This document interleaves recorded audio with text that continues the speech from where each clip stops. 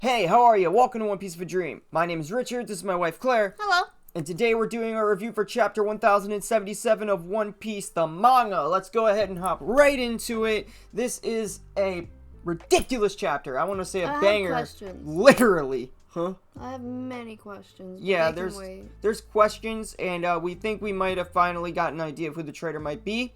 And I don't believe it's actually any of the current satellite Vegapunks that we know about. We'll get into that in a little bit later at the end of the video. We just came to the realization that this could even be the case, because it doesn't make sense after reading this that any of them would be the traitor. And we'll explain our reasons why about the end of the video. But let's go ahead and hop into it. The video starts with the cover story, German Double Sixes and Emotionless Excursion Volume 32. We see Judge and Caesar. They have been fighting. It's in the present, and we know that because, well, there's German Double Sixes castle, and we see Sanji's siblings standing behind them, Reiju and Ichiji standing in the background, and we have current day Judge, so it's obvious. And Caesar and Judge are both pretty beat up. I'm kind of surprised that Caesar the shit out of each other. I'm surprised Caesar can even do anything to Judge. I mean, Sanji couldn't do anything to Judge, and Luffy beat up Caesar, so something here doesn't make any sense, but whatever, that's not important. Let's just go ahead and hop into the story. The story begins with the Egghead Fabrio factory back with Sentomaru, and Sentomaru is explaining to all the Egghead Island workers that they need to get off the island and that the island is likely going to turn into a new Ohara. They didn't know what Ohara was, so Sentomaru explains that Ohara was wiped off the map and the whole story. You already know it, and how Nico Robin's the only survivor, and this is the third time now that we have been foreshadowed that Egghead will be destroyed. Something screwy's going on here.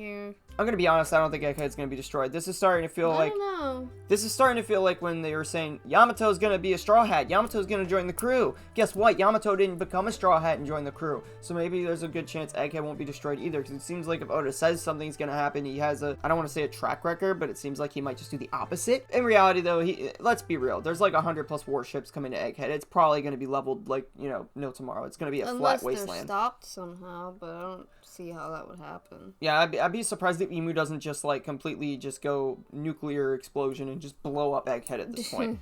Anyway, we get the explanation from Sentomaru, and he's worried about old man Vegapunk. He's basically still injured and everything, and talking about how Luffy needs to hurry up and save Vegapunk. We move on past the flashback, and we actually get to the fight between Luffy, Lucci, Kaku, Zoro, and the Seraphim, and Shaka. Shaka has an idea of where Vegapunk Stella may be. I don't know how. I'm wondering if Vegapunk Stella maybe could have uploaded the information to the main brain and Shaka downloaded it or something, because it's very apparent that Shaka is not the traitor by the end of this chapter. Yeah.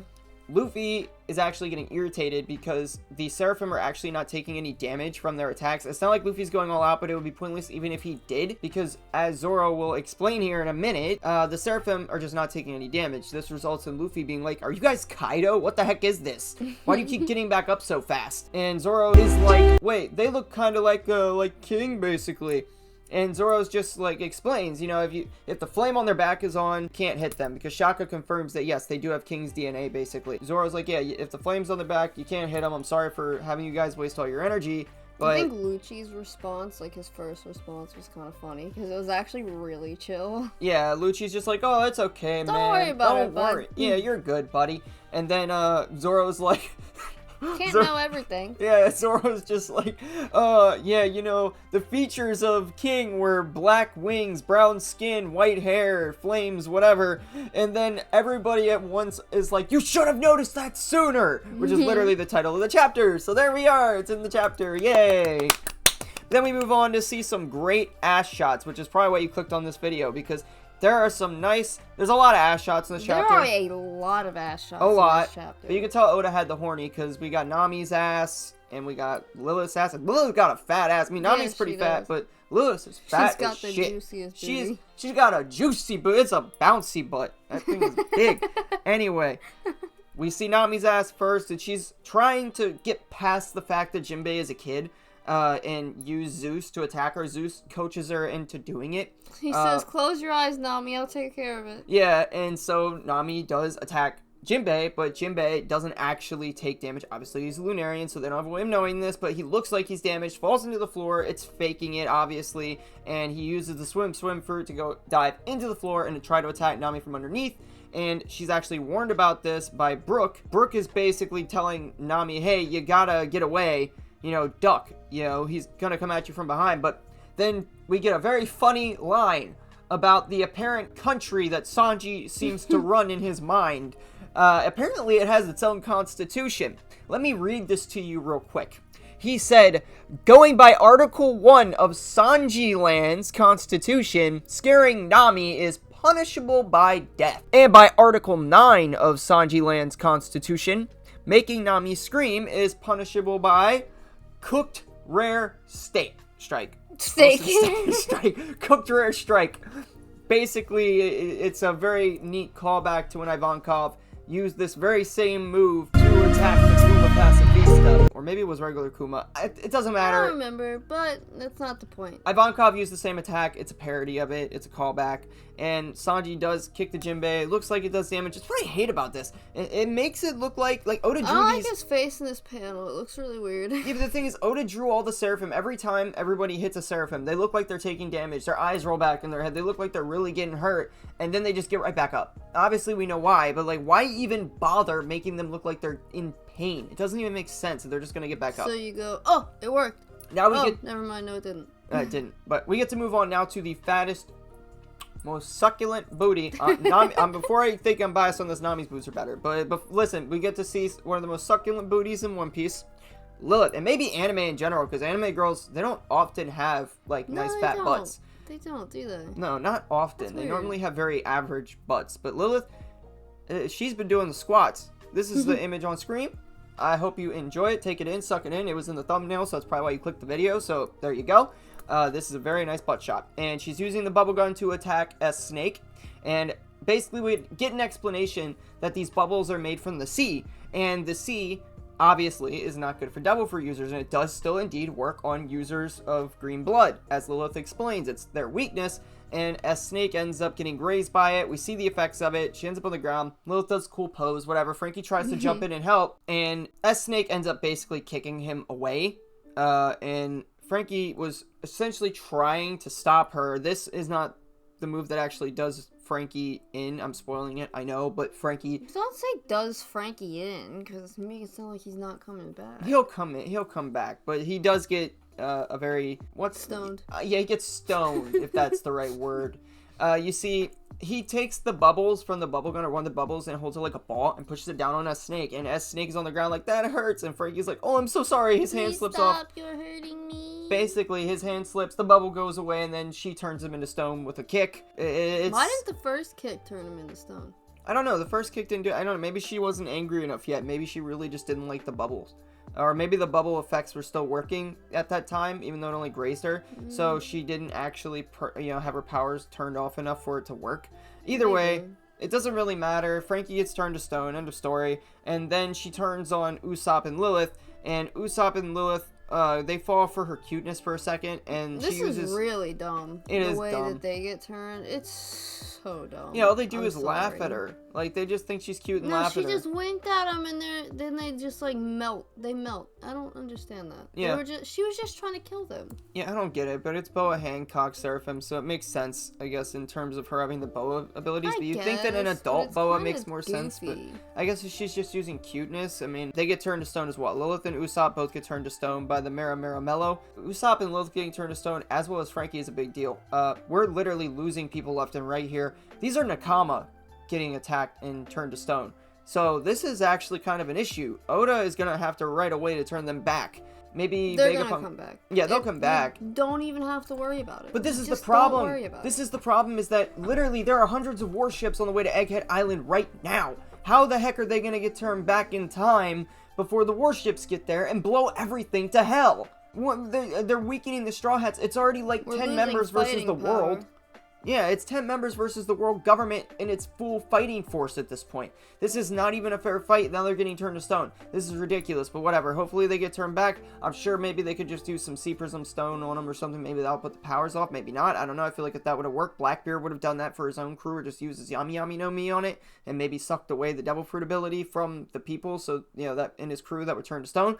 Maybe not. I don't know. He didn't seem to think that was something that he could do, and it seems that only the user of that Devil Fruit can do it, so maybe it's unique to that Devil Fruit. But I guess We'll find out in a bit. Maybe S-Snake will get control taken back over by the real Vegapunk and he'll command it, or one of the other real, actual good Vegapunks. Anyway, moving on now. Shaka, he goes down to the old Devil Fruit research lab because, as I said, I think that Vegapunk might have shot the information to the main brain and Shaka read it.